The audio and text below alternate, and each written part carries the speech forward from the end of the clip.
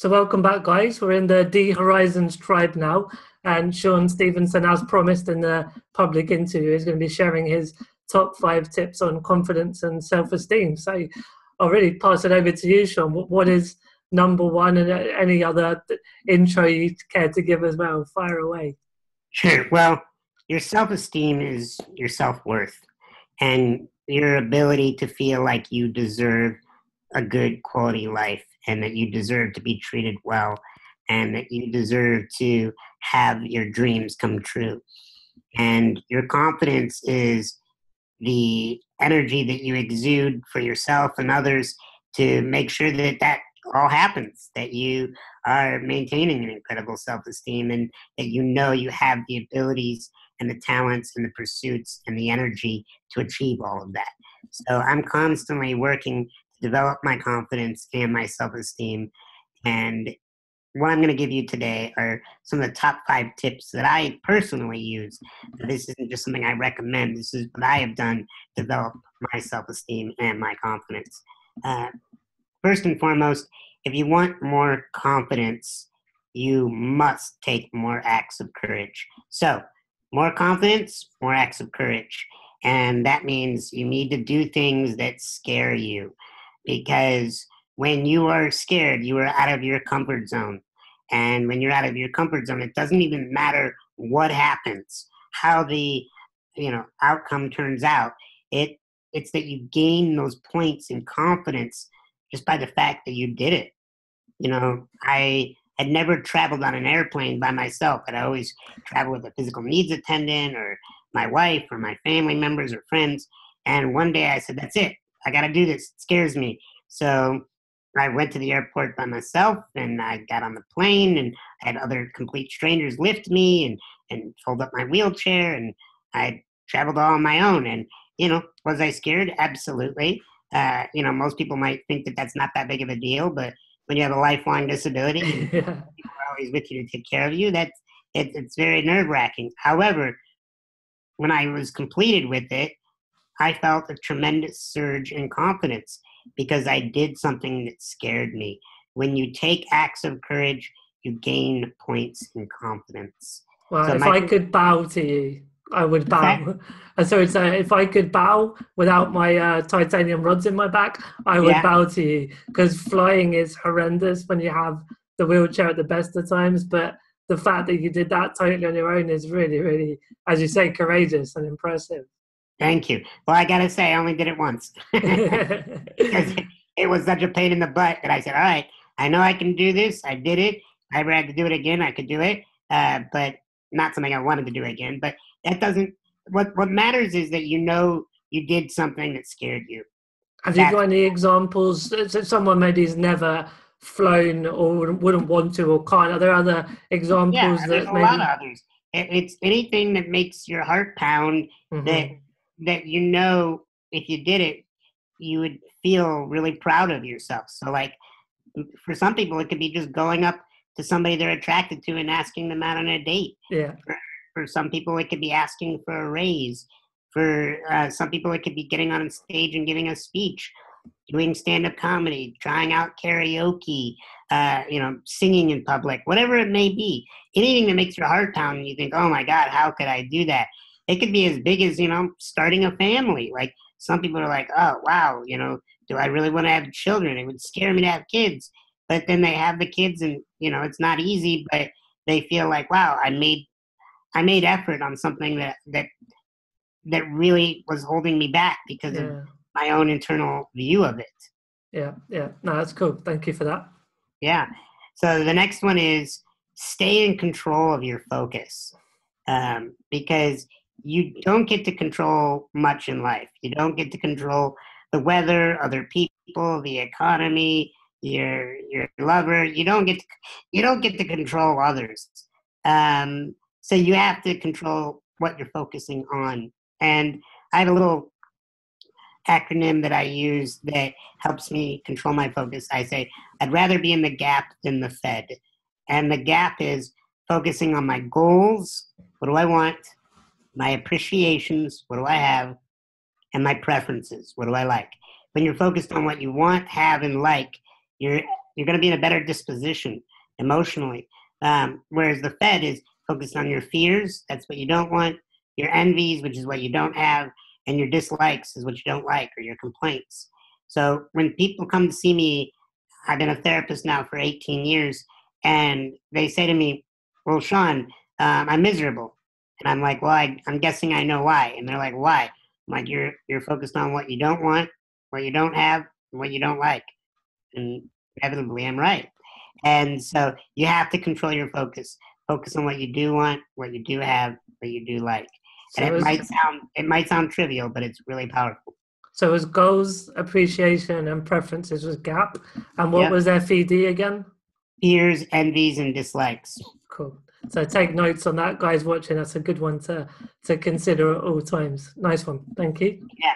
The next one is have impeccable self-care. That I found that the cure to insecurity and insecurities is that feeling that you're not enough. I'm not tall enough, smart enough, pretty enough, wealthy enough, educated enough. Whenever you feel like you're not enough, your self-esteem takes a huge hit, and it can hold you back tremendously. And so I found that the cure to our insecurities is taking great care of ourselves, impeccable self-care.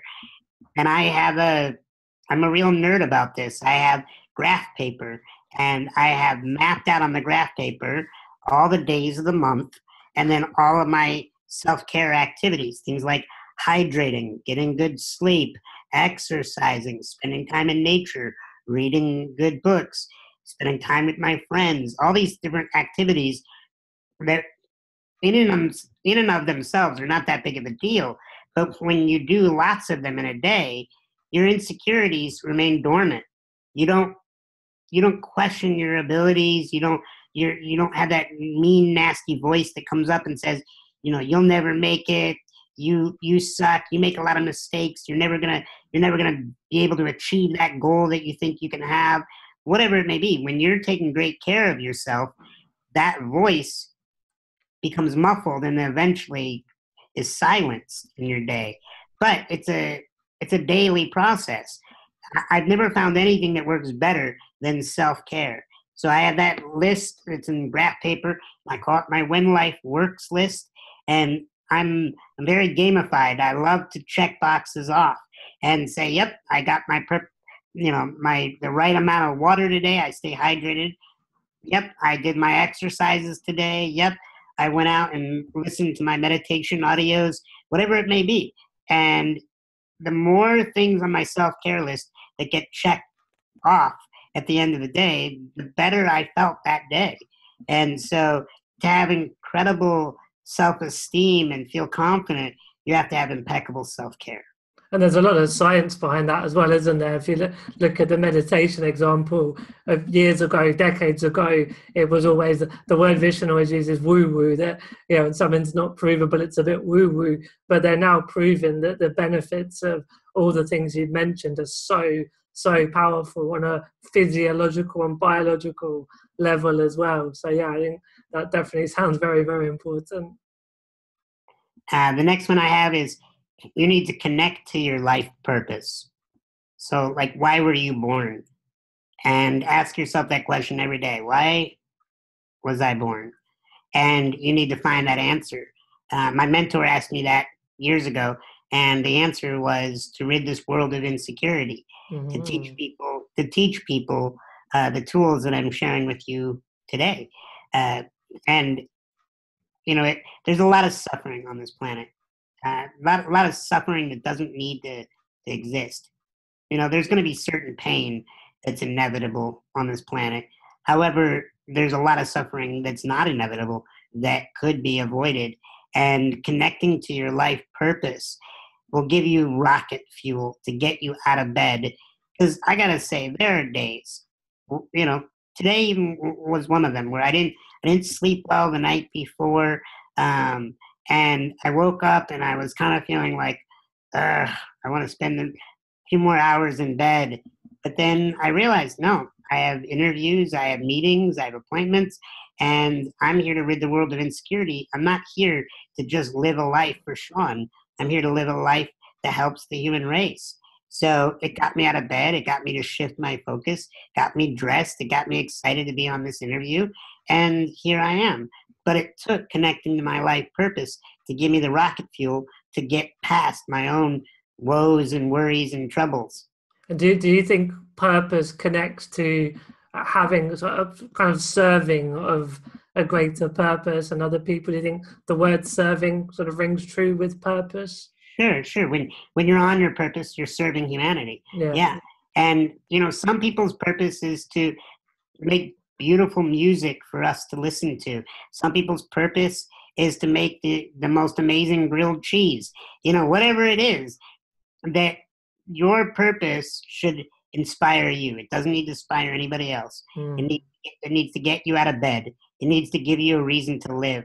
And I got to say, I've gone through a lot of dark times in my life. And if it wasn't for my life purpose, I probably would have taken my own life. And another thought as well would be around that it's your purpose and not someone else's idea of a purpose for you, yeah? That's right. It's self-generated. Yeah, yeah. Okay, so I think we're on to the fifth and final one, right? Yep, absolutely.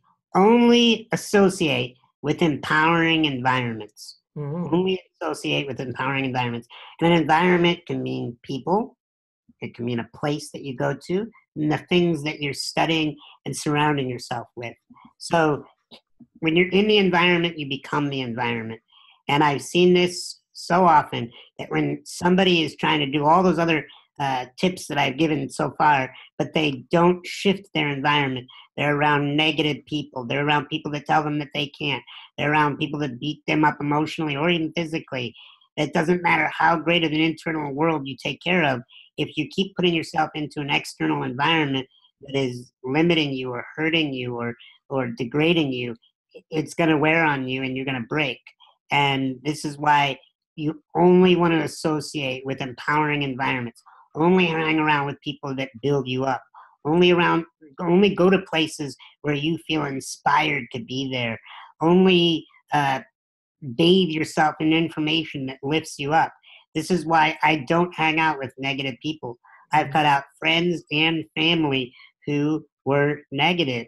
I have moved from one side of the country to the other because I didn't feel an empowering environment getting up in a cold climate. That didn't work for me.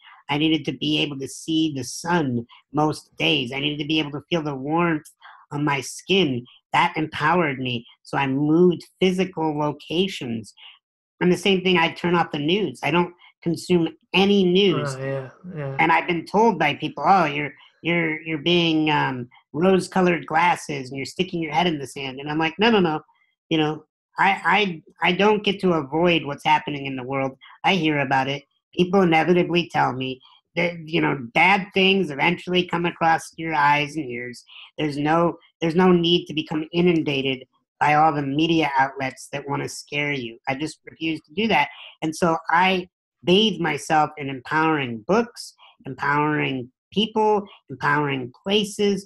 I'm always learning new things and exposing myself to things that contribute to my personal growth and wellness.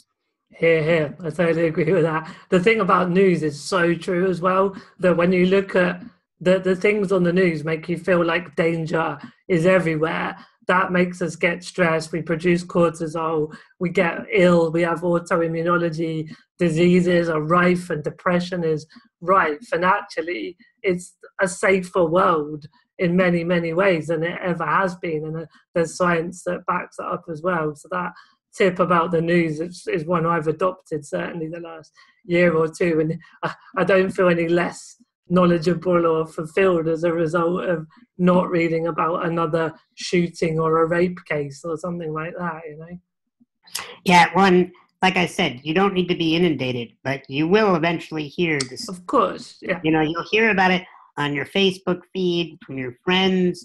Somebody's inevitably addicted to the news watching. They're going to tell you things. Yeah. I mean, it's going to come across your path. I'm not recommending people necessarily live on a deserted island or at the top of a mountain by themselves and never have human contact. But, it's what do you want to let in? I heard one of my mentors say once, if you're going to let in 50%, if you're going to let in negativity, then you need to make sure you balance it out and make sure you're spending just as much learning about what's good about the world, what's great about human beings. And I think it was Einstein, I'm paraphrasing it. I think I was Einstein that said one of the most important questions you'll ever have to ask yourself is this a beautiful world or is this a dangerous world? Something like that. And it's amazing because how you answer that. Do you feel like the world is a good place? I think that's what it was. Is the world a good place? And are you safe? You know, if you don't feel safe, it doesn't matter if you are safe. You will be paranoid and you will constantly be waiting for imminent danger. And that's a very sad way to live your existence. And of course, we mentioned social media earlier, but in the world of blogs and social media, you can still get really good quality information from particular authors and writers and speakers with YouTube and all the rest of it. So yeah, it's not about being away from any part of the real world. It's just that sensationalist media that I think is a good idea to cut out. So yeah. Cool. Would you mind just summarizing the 5, literally just reminding everybody what the 5 headings were, please, Sean? Yeah. So the first one is that you need to take acts of courage. You need to do things that scare you. The second one is stay in control of your focus. The third one is have impeccable self-care. The fourth one is connect to your life purpose. And the fifth one is only associate with empowering environments. Awesome. Very powerful top 5 tips. I hope the guys watching got a lot out of that. We'd love to hear your thoughts on Sean's top 5 tips and hear your experiences. And obviously, if you've got any particular questions with your own self-esteem and confidence, ask away. That's what we're here for with the tribe, to try and help you find your own answers and get you out there living the kick-ass rock star life that you all deserve. Sean, thank you for your time today. It's been a real pleasure chatting, and we'll see everyone again soon. Bye-bye. Thank you.